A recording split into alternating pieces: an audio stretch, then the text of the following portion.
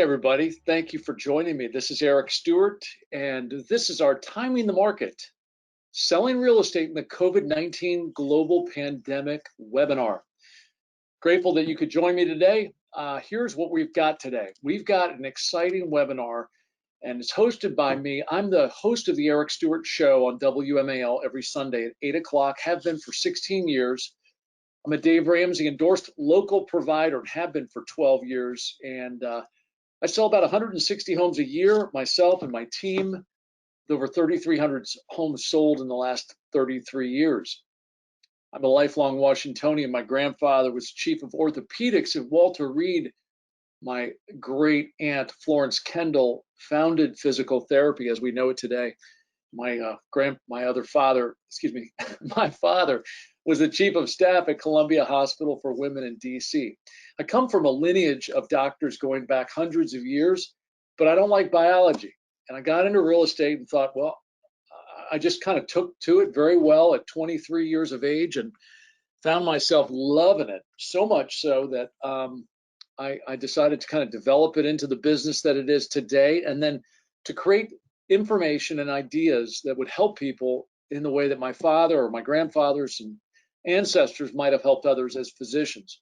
So you'll hear words I use like prescription about something. When you get a staging prescription, it's meant to convey it's something you should do in order to help you get better. You know what I'm saying? So you'll hear those kinds of things in the way I talk. That's why you'll hear those things.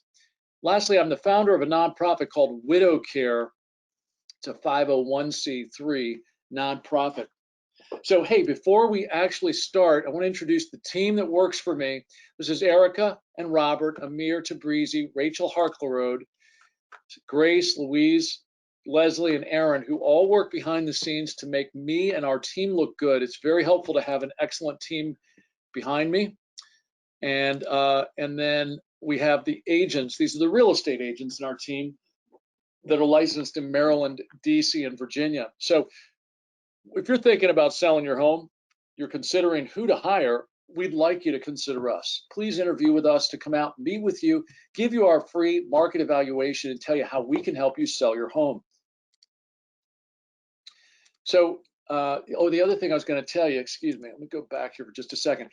Our team's majority of homes sell in 10 days or less, and for 100% of list price. That's the majority of our houses. Today, I'll be presenting 8 offers on a listing we put on the market last Thursday, and we will get in excess of 10% more than the asking price in that case. In another case, we have a home that's going to go for about 6% more with 3 offers. This doesn't happen across the board with every house. Of course, every home is a little bit different, but we're experiencing an upward surge and overall drive for demand based upon current interest rates, and that's helping all homeowners in the process. Well, before I start, last thing I'll tell you is on your GoToWebinar control panel on your screen, there is a bar there that says questions. And what I want you to do is just open that up and type in "I'm here," so I know you're here, because I can't see who's here. All I can see is that there's a number of people that are attending. So go ahead and just type in "I'm here" under the questions bar.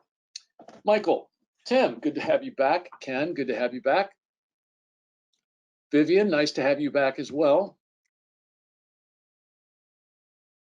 Great. So for the others, if you don't mind just typing in "I'm here," that would be great. We'd love to see that you're here too on the questions bar. Thank you, Ruth. Wonderful. Okay, good. So that's wonderful. Now there's others here who've not typed in. If you don't mind doing that, that'd be great. I'm going to keep moving here though. So we look at how people are walking around these days. You know, it's an interesting thing. We've all shifted, and coronavirus has brought pressure into what I call the timing flywheel. Timing, condition, and pricing all work together to help us sell a home faster and for more money. But coronavirus brought an impact into condition, timing, and pricing. Today, we want to cover how it affected the timing. Our initial process in talking with any home seller is to do a consultation by phone, a personal home tour, wearing a mask, gloves sometimes, comparable and competitions are then provided to our clients. Give you a case and example. I was at a home in Great Falls, Virginia, about 3 weeks ago, and it's a lovely house, meticulously maintained. And I'm going to have a Zoom call with the owners of that property next week for about an hour. I'm going to present to them the market evaluation, showing the comparables and discussing how we would handle the specific marketing for their home. So this is a wonderful way for us to communicate, not necessarily in person, but also be able to communicate clearly and competently.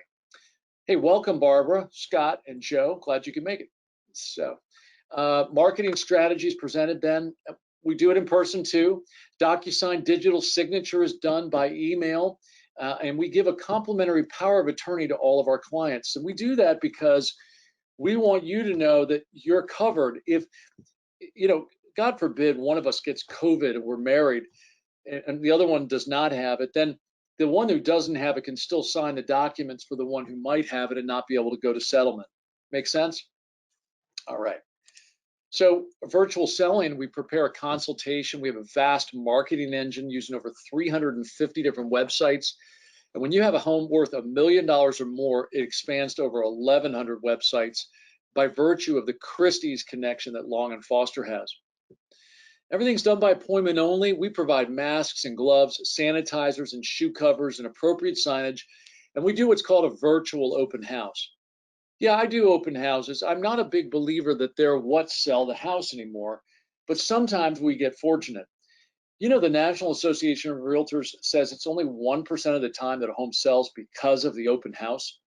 But real estate agents love them. We get to meet your neighbors. We get to meet the prospects and the suspects too, because you never know who can come into a house.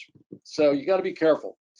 Analyze offers via video call, or like today, I'll be talking with one of my clients, going over these 8 offers. We're going to build a spreadsheet to show offer 1, 2, 3, 4, 5, 6, 7, 8. Can you imagine you trying to evaluate which offer to take out of 8 offers?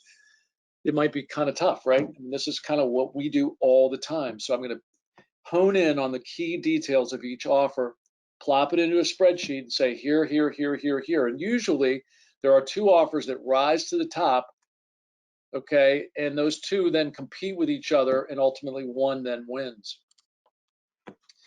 Home inspections are done sometimes without the buyer, sometimes with. Masks and gloves are required. Appraisal, we submit comparables, floor plans, and a list of upgrades to our appraisers. The final walkthrough will be done in person or by video call, and then split settlement. You drive up, window comes down, the attorney walks out to your car, gets your driver's license, and then you sign everything in front of the attorney while they're standing outside the window, and she or he is wearing a mask. And then the funds are wired to your account or wired out of your account accordingly. So that's our virtual process and how things have shifted. Pretty dramatic, right? What happens when there's friction against this flywheel? Let's jump into timing and ask any questions you have over in the questions dashboard, okay? So if I say something, you're like, oh, what about? Go ahead, ask the question. I'll come back to you. I'm showing you here a graph of the median home price, okay? This is the median home price between October of 2017 and September of 2020. Now, what is nice about this undulation is we see this every year. This is our spring market rise in prices, drifting in prices into September, a little bit of a pop, and then it drops again, and then prices rose again, and then drop, and then rise and drop, and then rise again. That means that there's going to be a naturally good time of year where prices realize they're going to be their very best, and that's right in this window here. Normally, this would be your April, May, June timeframe. But think about it. That's not when the house went to contract. The house went to contract back here, January, February, March, maybe April, to settle in this time frame. So prices realized are the hottest and highest normally earlier than most of us think. If you put your home on the market in May, you may get a phenomenal price. You may settle it in June and be right up here at the cap. but you're at the last vestiges of the spring market at that point. You have very little room to make an error. If you overprice the house, you'll be shot, and your temptation to wait is going to take you into this downward slide, which happens each year as you go into the fall. So you're better off to price your home early and go to the market and let the market speak and get you this higher price in that I call mid-February timeframe to early May timeframe. It's like a window for the space shuttle. You know, it has a certain amount of window in the atmosphere for it to come back into Earth, be able to make the turn, come around the Earth a couple of times, and then land safely at wherever it's landing. So we want to make sure that we use that window. So this is showing us when median home prices are their highest. What's also nice about this is this bull market is very much intact. There's nothing upsetting that from pricing. And then we look at the days on the market, and we see how the days on the market for the homes that settle in January in 2018, those are the ones that were on the market and went to contract in November. Those houses have been on the market a long time. They're the ones that went on the market in May, overpriced, and then it sat on the market a long time. And if you try to get on the market if you go on the market in January, you're going to settle in April or May or June, which means you took the least amount of time. Least amount of time, highest price. Least amount of time. Now, this year we are seeing a very dramatic shift here. Very is a strong word, by the way. Very dramatic. This is the longest.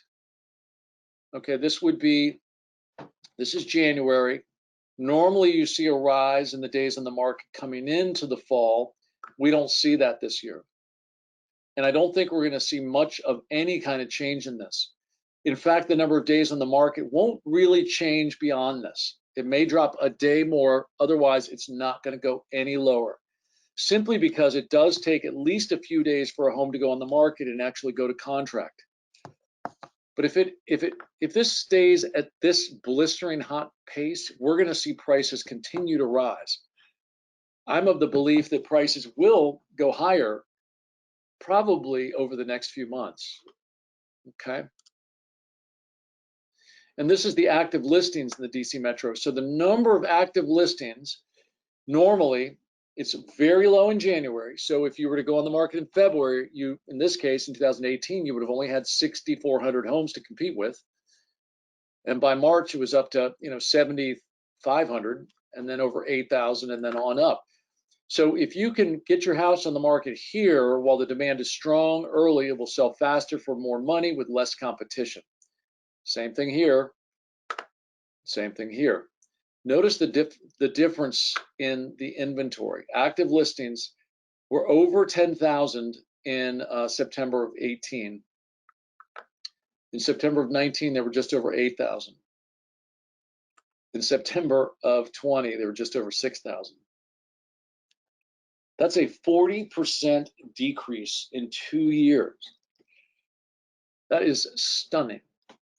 There's no other way to say how dramatic that is. Now, one of two things is going to happen here.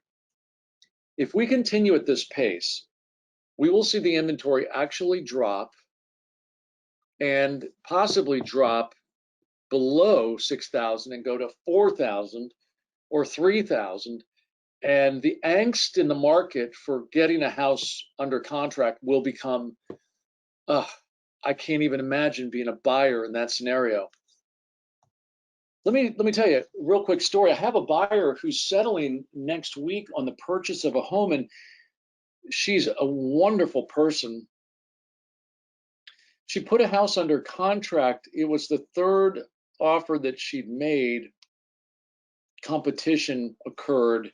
She had to beat out other offers and had to go up higher in pricing. But if she hadn't gotten that on the third try, it would have forced her to have to make some significant changes in what she was going to do in her life, whether she moved into a rental or whatnot, because prices had been continuing to rise as she was continuing to try to make offers. That's the way the market's been over the last 3 months.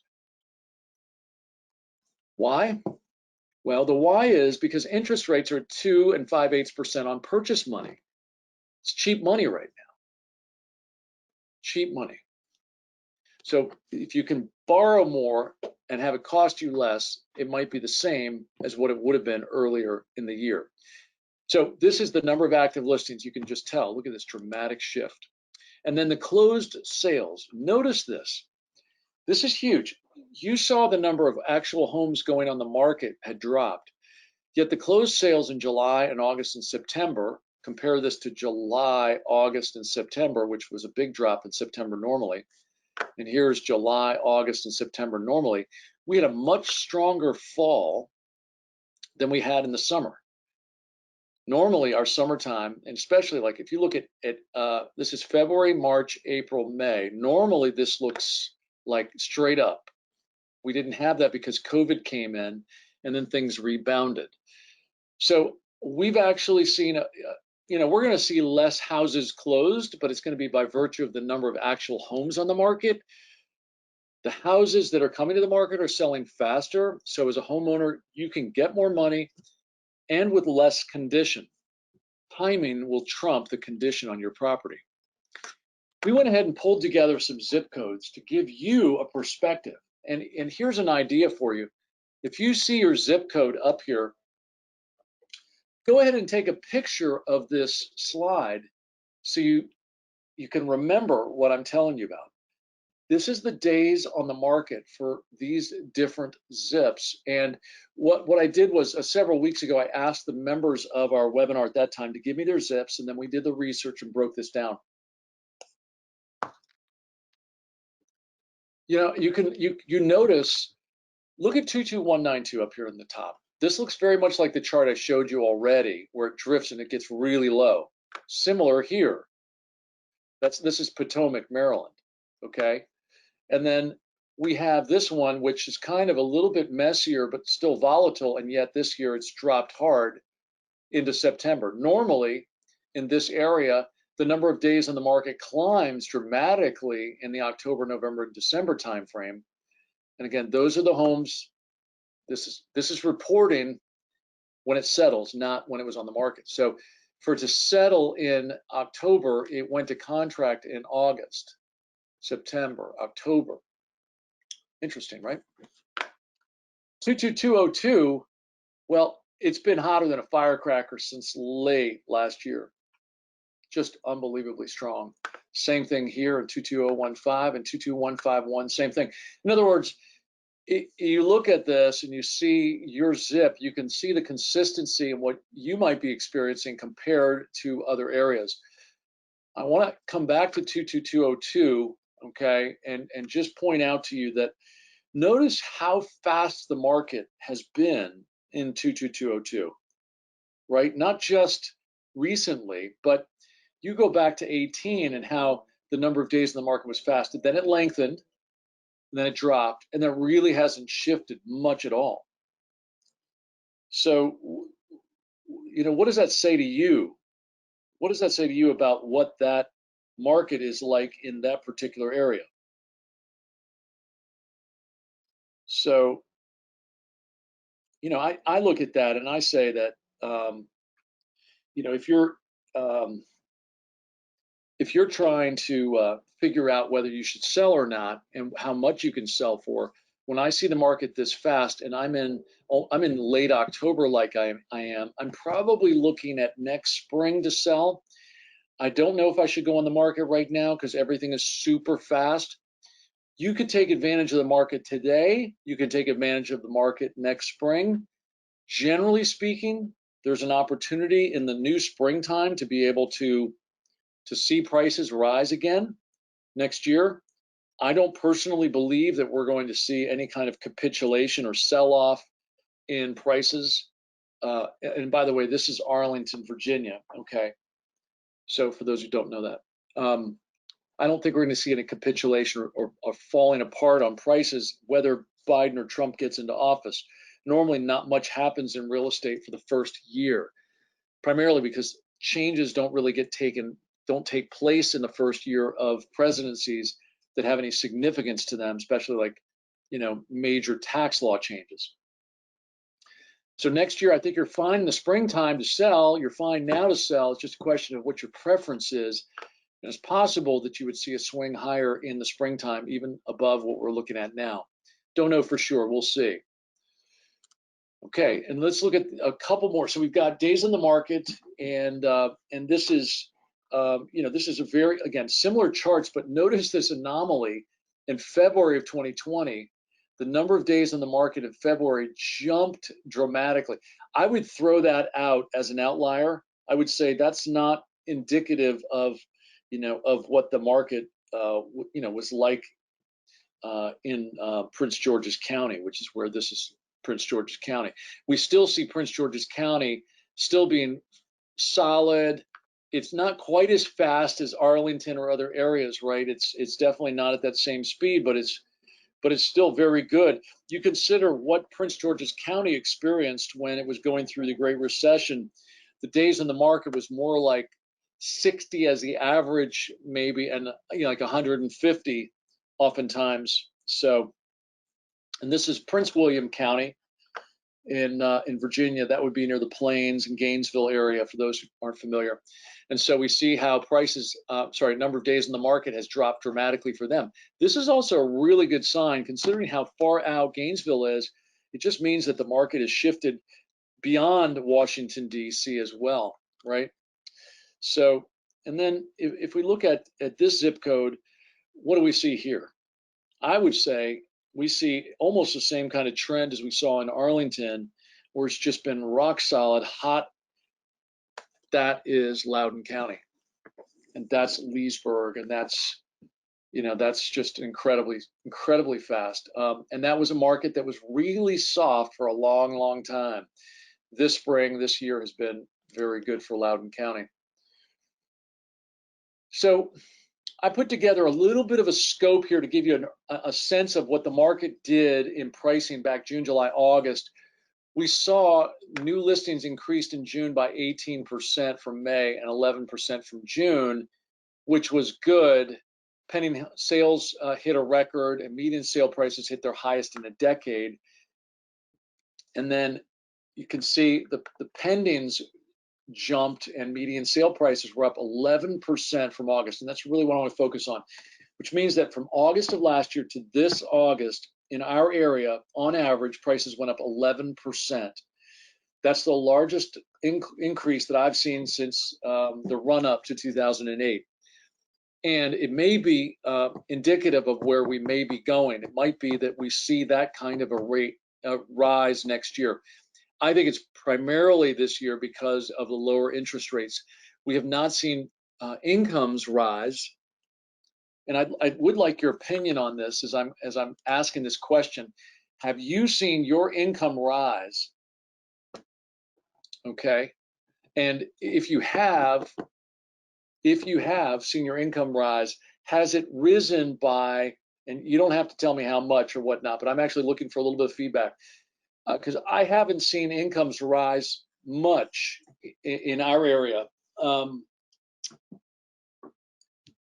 So what my point is if incomes don't rise and the cost of money cheapens, then people can afford to buy more just by virtue of the cost of the money, right?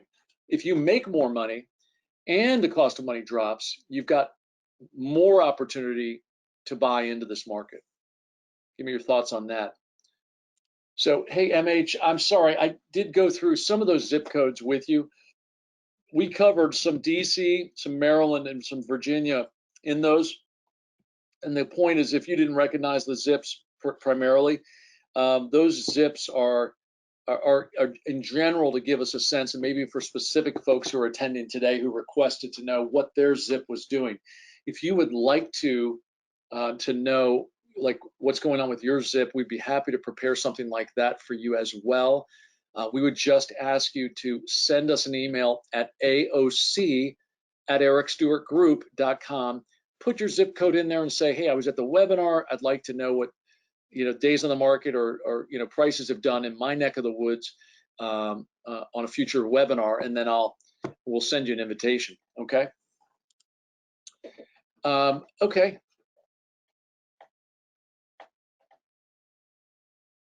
Got an interesting thing. So Tim says a neighbor just did a self listing, sold it one day for $750,000, $90,000 above the neighborhood. But they put $100,000 into the kitchen and deck. Looks like it belonged in Raspberry Fall Country Club, not our neighborhood. Interesting. And that's called Kincaid Forest, okay, in Leesburg, okay. Oh no, excuse me. It belonged in Raspberry Fall, Tim. I understand. Okay, so okay, well, good for that. Good for that homeowner that they got 90K over the neighborhood for that property. I don't know that selling your home in a day really is the best thing right now. In fact, I'll tell you, that's not what we do. We just avoid that because we find that by waiting 6 days, we generate the most number of offers and potentials. For instance, I listed a home for $780,000. Just before we went live, I went back to the seller because I saw the market continuing to move in their neighborhood, and I said, let's go at 8. They said, great. This was about a month and a half from the time that I listed and we started preparing the house to when we went live, and we raised it about 20 grand. So we had 3 offers come in today, one at 835,000, one at 844, and one at 850.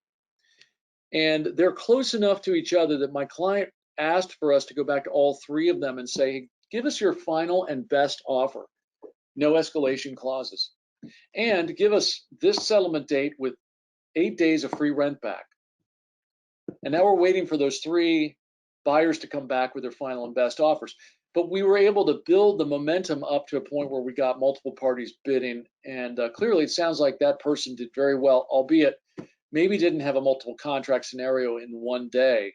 Maybe they asked a high price and they ended up getting it, but they could have left money on the table is my point. So, oh my gosh, Tim says, I just refied at 2.25%, income up 3%, but with mortgage rates, my affordability rose 10%, and as my new mortgage dropped by 10% in actual cost, $307 a month. Wow. Wow. Okay, congrats, Tim. That's wonderful. If you have any input on that, love to hear your thoughts. And let's see. Okay, Tim's got something else. I'm not. Right. The market is hot. It is hot. And Tim says, there are too many moving parts to handle a home sale by myself. I'm not advocating not using a realtor, just noting how hot the market is. They were lucky. And he says, blind hogs can find an acorn. Isn't that the truth? Right. Thank you, Tim, for those thoughts. All right, we'll move on. So we want to catch the marketing wave, which is just a question of timing. You think about it. You've been in the ocean before? You wait for the wave. But when the wave comes, you got to catch it. Same is true with real estate. Catch the wave when it's coming in. The wave is coming now. The wave is coming. The wave is actually here. We're in what I would call a storm system where the waves are coming off season, where normally we would have more placid, softer waves right now, and we would be looking forward to the Christmas winds coming in and the new waves coming into the new year. We're looking now at waves that are buffeting our shores. And so you can catch a wave and sell your house all year long right now because of the demand. What I'm talking about, though, is catching the wave and getting yourself ready to sell, preparing to get on the market, and how we do that and how we hit the timing of it. So let's look at market preparation in 90 days. So let's assume that one of our team comes out and meets with you, and I'm just going to take this assumption here for the sake of our conversation, okay? One of our team comes out, we formalize a relationship after discussing with you what we recommend in pricing, etc., okay? Our stager would come out immediately, and our stager will give you a decluttering and staging consultation, a prescription, I like to say. Tell you what to do to get ready, what to pull out, what to keep up. We're not big believers in following the HGTV model. We think that that's a little overkill. In fact, we generally use what our clients already have. We just pull more things out than are there. If needed, We do use virtual staging as a way of adding things in, although you may have other paintings or pictures someplace else in your house that you would want to use. We do interior decluttering and sorting right during this window. You're going to do interior and exterior improvements during this window. We might shoot our photos right now because things are still lush and green. So in other words, we're sending our photographer out to look at houses and take pictures of the outside of homes. And we're doing that now, even before we've formalized a relationship, with the idea that we're going to get those pictures in the can just in case we do decide we're going to sell soon. If that's of interest, shoot us an email at aoc@ericstewartgroup.com on that. We'll be glad to set up a photo shoot at your property. Interior photos aren't done until just before you go live, and then we look at our pricing one more time. Remember the house I told you I listed for $780? It was about 60 days, 45 days before we actually were going to the market. So between the 780 list date and the actual going live, I raised the price by $20K because I considered the price one more time last week just before we're going live, and the market responded to that and said it's even higher. So we left no money on the table, and actually pricing it at 8 was good. Even though I felt like we might go a little higher than 8, I said let's keep it at 8 because you're on the fulcrum of how people search. Buyers look between 7 and 8 and 8 and 9. Let's go ahead and allow them to find the property, whether they're on this side or that side of that equation. Final pricing and marketing preparation are done, and then the house goes up for sale. We might take a longer term to do the same thing. Point is we can accommodate that very quickly. The first week on the market is that Thursday, Friday, Saturday, Sunday, Monday, Tuesday. We do everything to prepare, get on the market, and so on, and then we review offers on Tuesday. The quiet listing is a tool that we've been using quite successfully for many years.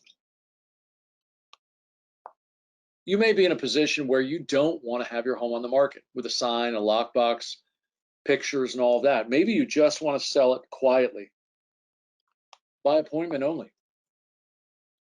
No sign, no photos, no lockbox, no open houses, not in the MLS. By word of mouth and to an email to the Long & Foster brokerage of over 12,000 real estate agents, and also using our builder developer network and our buyer database, we currently have over 2,600 active buyers that receive information on all the listings that are out there, including our own. We share with that buyer database what we have that's coming to the market. Now that is allowed under the current MLS rules because we're sharing information within our brokerage and we're sharing information with buyers that we already have a relationship with. And the key here is not to leave money on the table. The key is to sell for top dollar and yet try to accomplish that by reducing the way the houses are shown. Change that. Sometimes because a home is over cluttered or just simply never going to be ready to show. That happens, and we do sell houses very well this way. We'll vet the buyer's credentials, the contract terms, and the contract price to get you top dollar. Our fiduciary responsibility is to care, to obey, to be accountable and loyal, and follow full disclosure under law. Before you know it, your home will be sold. This is a free guide we're offering out. If you don't have a copy, feel free to request one. And you can request it by sending an email at aoc@ericstewartgroup.com, and we will mail you a copy, courtesy, no postage necessary, or you can download a copy at ericstewartgroup.com website there in the bottom right. Okay, and that'll help you think through this. If you're ready to get a free market evaluation of your home, call us. We will call you back, and we will come out and see you, and we'll prepare in advance so we can have a detailed conversation. I was in Belmont Country Club the other day with a lovely couple, and Helen in my group, who's also licensed in Virginia, came with me, and we looked at the house, and it's a pretty darn exceptional house and probably will sell for more than any home is sold for in Belmont Country Club. And as a result of it being so incredible, we had to step back from the conversation because it was an unusual home. So we went back and did our research, and sure enough, we came up with the proper market value. And we're going through a Zoom presentation with those sellers tonight to discuss that. I'm sharing that with you because we'll look carefully. We won't hip shoot in considering how much your home can sell for. Sometimes a house needs to be considered a little bit more carefully because it has special features that are a little bit out of the ordinary. We do have an upcoming webinar on pricing a house and how do we price, and we dig deep on pricing. How do you compare a home that's got a kitchen like the one in the picture above or the one at the bottom right? The one at the bottom right was done in the early 90s. The one above was done about 10 years ago. How much more value is there to the house for having an upgraded kitchen? I'll cover that and other ideas on the webinar. Feel free to sign up. And this is the sign up page. And so we cover a variety of topics on all of our webinars. If you go to ericstewartgroup.com, you can register for all of our upcoming webinars right there on the home page, okay?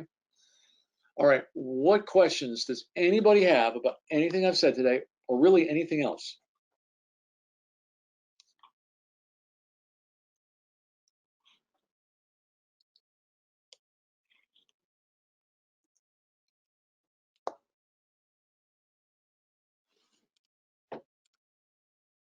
Okay, Mike says, I'm looking to retire in mid-2021 and relocate out of the area. Your thoughts on selling in the spring and rent lease for the balance of our time in the area? Good question. This is the proper way to handle that. Get yourself ready to go on the market in the mid-February, mid-March timeframe, okay, somewhere in that window. Get your photos done now of the outside of your home.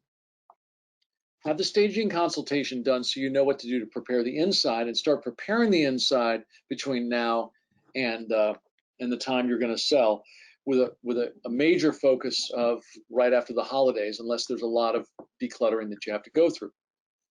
What you're going to do then is you're going to get on the market in that maybe mid-February. I think February 18th is the Thursday that I'm calling for the start of the spring market for next year. I don't know for sure. Usually it's right around the middle of February, and then I back off of that according to what I see actually happening, but I project something because typically it's right there around Valentine's Day. This year was earlier. You know, next year maybe right there. The point is that prepare yourself for that and think about this timing. If you go on the market in the middle of February or March 1st or March 15th, you're going to be settling at the end of May. Okay, you're going to settle because you're going to go through March and April and possibly the end of May for settlement. That's just what you're going to call out for. If you don't want to, and in which case then you would have 60 days of rent back for June and July and not have to move until the end of July.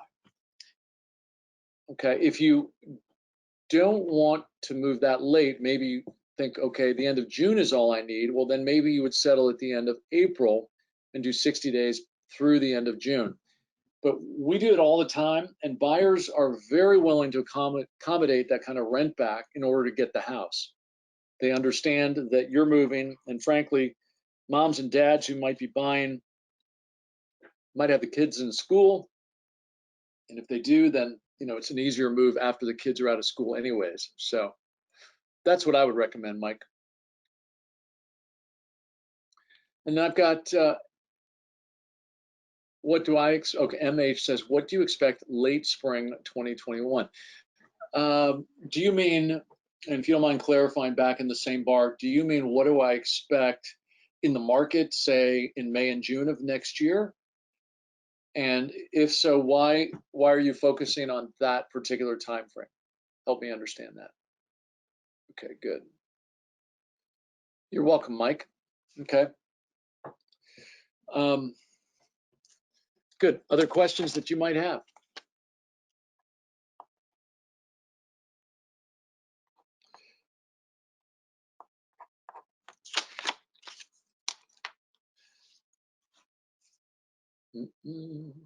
Okay, MH says, if you're looking to settle then, okay, other issues that mandate then.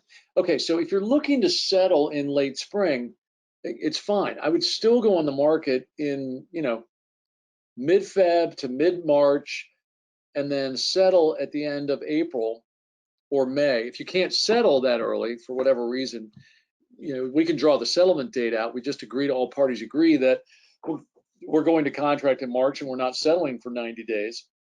So The buyers are willing to give us that time. The key then is if we have a really long settlement period, we're going to want a larger deposit.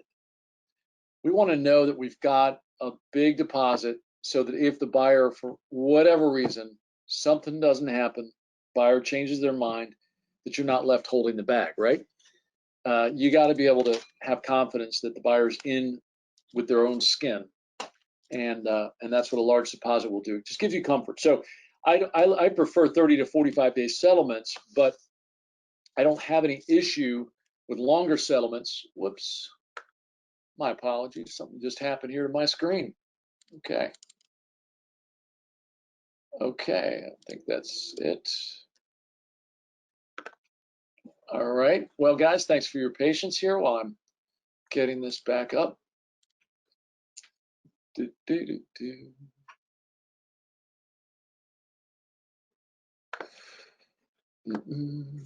Okay. Let's see.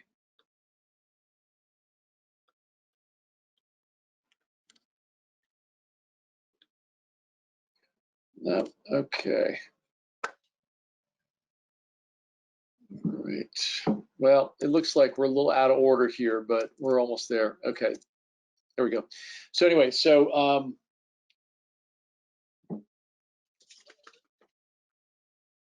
I prefer to have a large deposit because it just gives me assurance that a little bit more time will not cause a buyer a problem. They won't double guess themselves about what they've chosen to do, especially if they're bidding up in the kind of market that we're experiencing now. Good.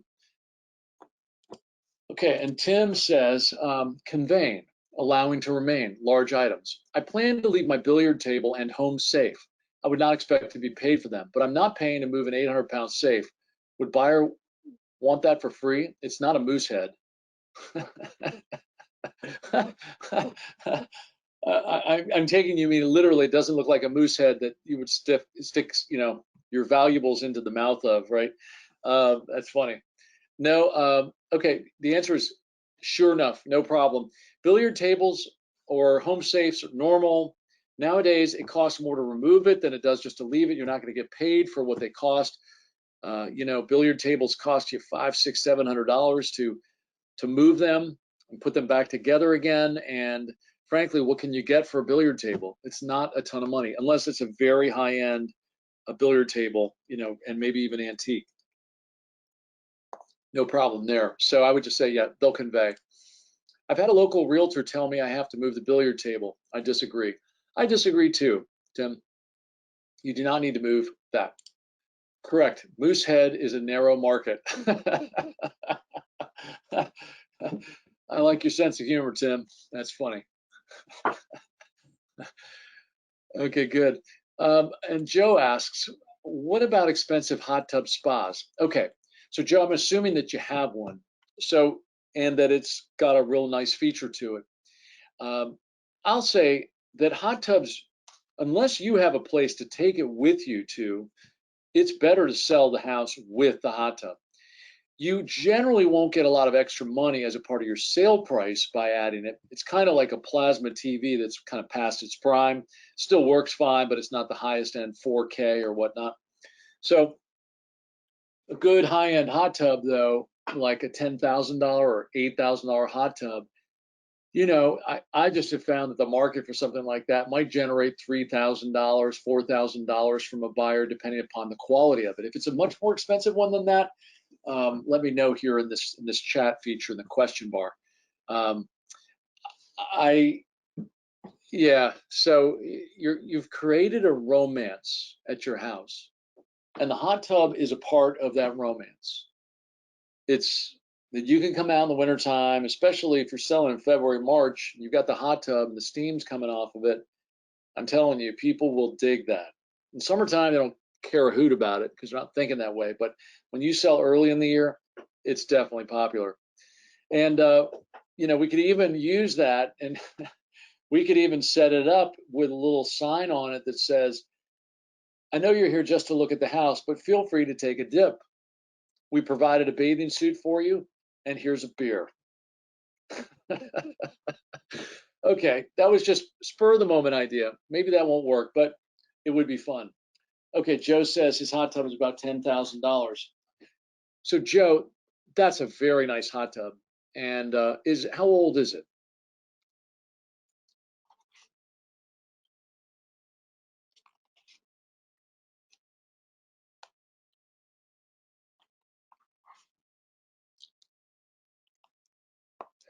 Well, Joe's oh, it's 5 years old. Okay, yeah. So Joe, it's really a great hot tub, and it's really not that old.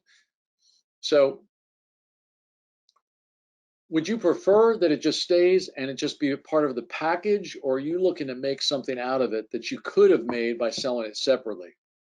Let me know your thoughts on that. Hey, as you guys are on here, if you have a question about condition, I've still got another 5 to 10 minutes here. So if you have a question about, um, what you've had a wet basement issue, or you had a mold issue, or you had termites once, or um, anything about kind of anything like what's the age of your house? I did this much work. Should I do this much more work? Those kinds of things. This is a good time to ask those questions.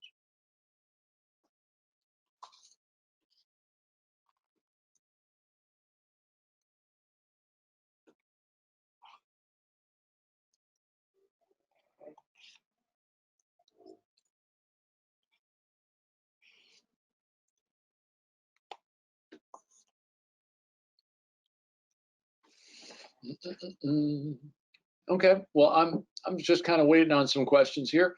Um, so, okay, Vivian asks, thank you, Vivian. What are the key upgrades buyers are looking for in this current market?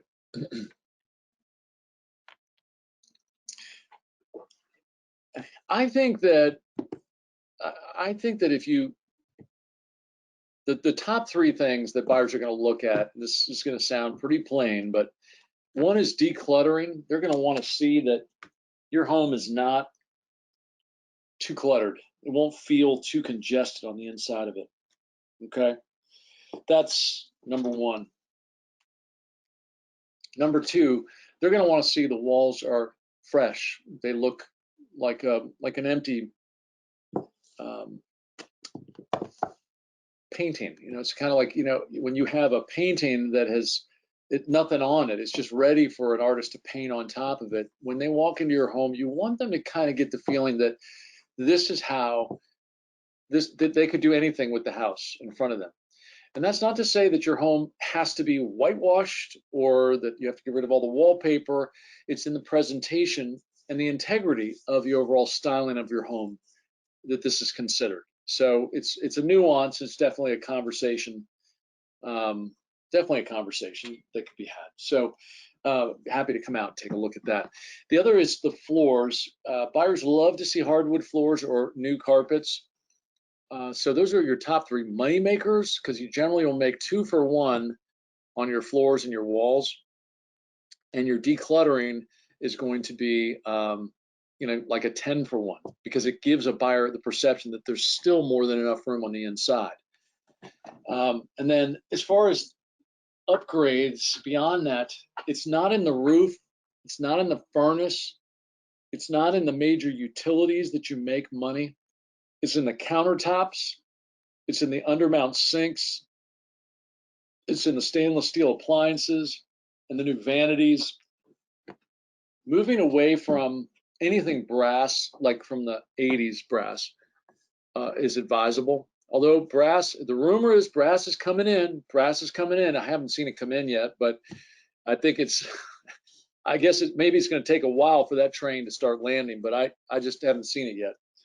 But brushed nickel is still the most popular. Knobs on doors and things like that. Our stager will actually tell you what fixtures to put. She'll give you examples of what to do, and you can order it, online or go to Home Depot or whatnot. So those kind of upgrades, the major ones, the ones, if you're thinking about selling, Vivian, are you thinking about selling this next year? And you want to know what I should put $1 into to get $2 back, or are you still a few years away and you kind of want to know how to finish your house and still enjoy it for a while? Do you mind giving me that? Joe asks, how do you know how much to improve? Good question. You have to take first into account how much your home is going to sell for, because a replacement of a first floor powder room is going to cost the same in a $400,000 house as it would in a $900,000 house, generally speaking. There's not going to be that much more room between the two spaces, but the return is going to be greater for the $900,000 house because of its price point. It just generally will help the value more by virtue of percentage, the difference between the two prices. But therefore, if you look at the kitchen, you would not want to put in an $80,000 kitchen in a $400,000 house. The example Tim gave earlier about the guy who was in Raspberry Falls sold his house for $750,000, way over market for the neighborhood, but he'd put a $100,000 kitchen in the house. Well, you know, he put a $100,000 kitchen into a $750,000 house. That's fine. I mean, look, we live in America, right? You have the choice. You can decide how you want to live. I'm not ripping the guy for putting $100,000 into his house, but he did it not with the idea he was going to make a lot of money off of it, and he didn't get all the money back that he put into it.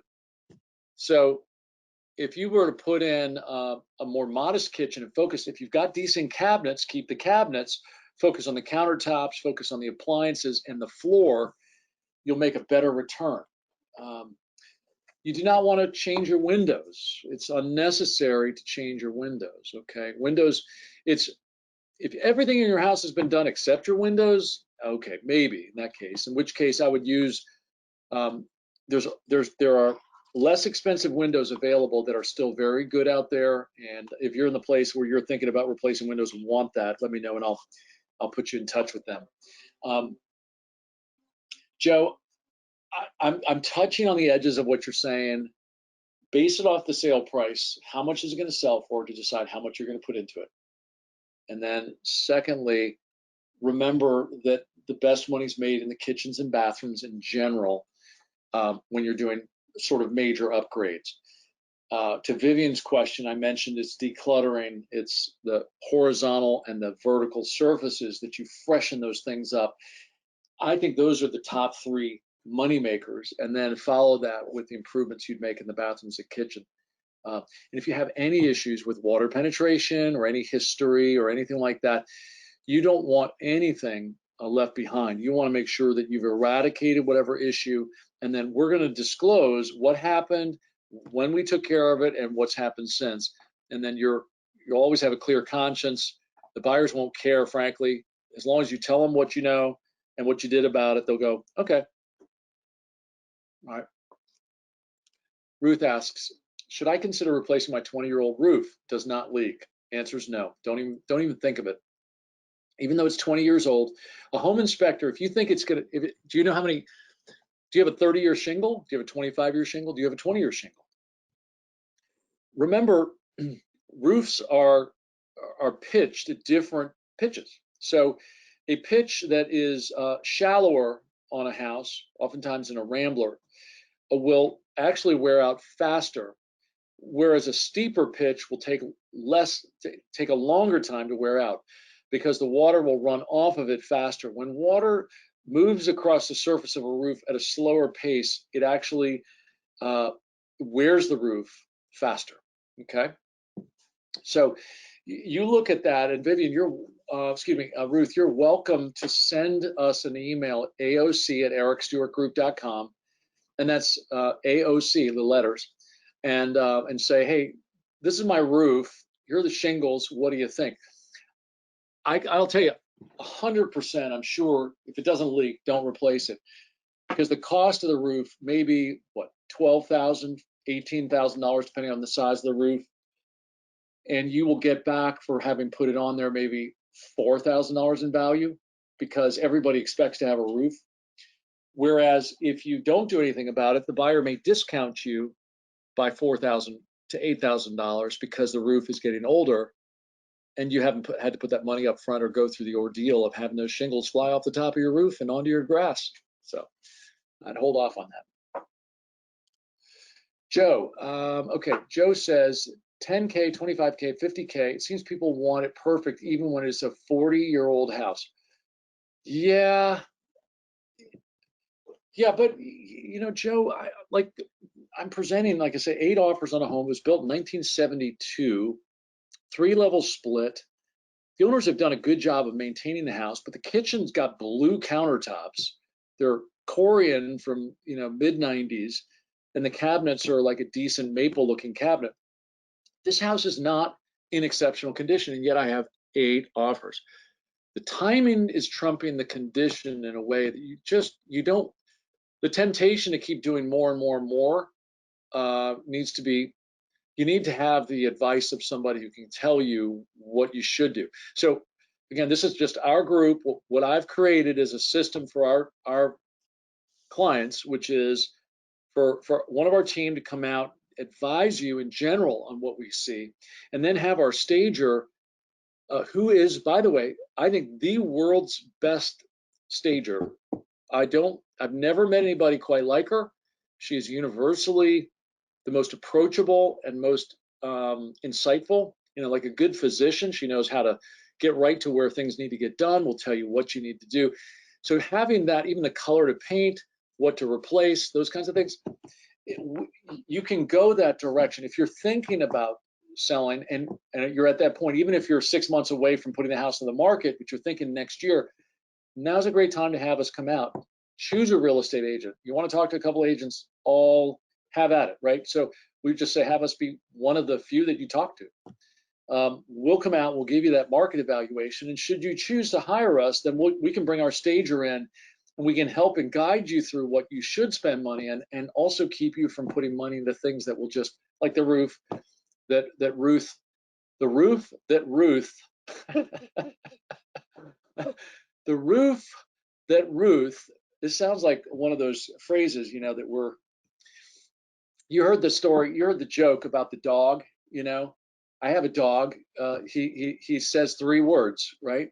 So I say to my dog, hey, what's on top of my house? Roof. Oh yeah. So who is the greatest baseball player of all time? Ruth. That's right. Hey, what is sandpaper? Rough. Sorry, that's a 5th grade joke. I think I pulled that out from my 5th grade memory. So yeah, you don't want to put money into things that won't make you a return, right? So anyway, we'd be happy to give you that. Vivian, thank you. Short-term possible sale. Okay, good. Yeah. So Vivian, the key upgrades for you, again, I would say the same thing I'm saying to the other folks here. If you're at that point where you're thinking next year, I want to get this done right, now's the time to be interviewing. Now is the time to decide who you want to work with, and then let them give you the guidance in the preparation. There's no extra cost to you, right? You're not having to, we may think of a real estate agent as the person who comes in and markets the house and puts the sign up and, gets the contract, negotiates and all that kind of thing. But the agent, a good real estate agent will guide you through that preparation phase even months in advance. We already have a host of sellers now that have been signing up with us over the last 3 to 4 months who are getting their homes ready for February, March, and April of next year. So we would advise that. If you're not moving until the fall of next year, you can wait, but you could also start the process now, and it wouldn't hurt you to have more time. So, well, guys, I have about run out of time. I think I've got the last question there from Vivian. I really, really enjoyed today's webinar. I love the questions at the end from everybody. So, and I just big shout out here to Mike. Thank you for joining us. Tim, great. Loved your joke about the moose head. Good luck. And Ken, thanks for joining us. Vivian, Ruth and Ruth's roof. Thank you. Barbara, Scott, Joe, great to have you. MH, thanks. And Mike, let's see, who else in here? Vivian, of course. And I think that covers all the people who actually had some interaction here on our chat feature. So lovely to be with you all.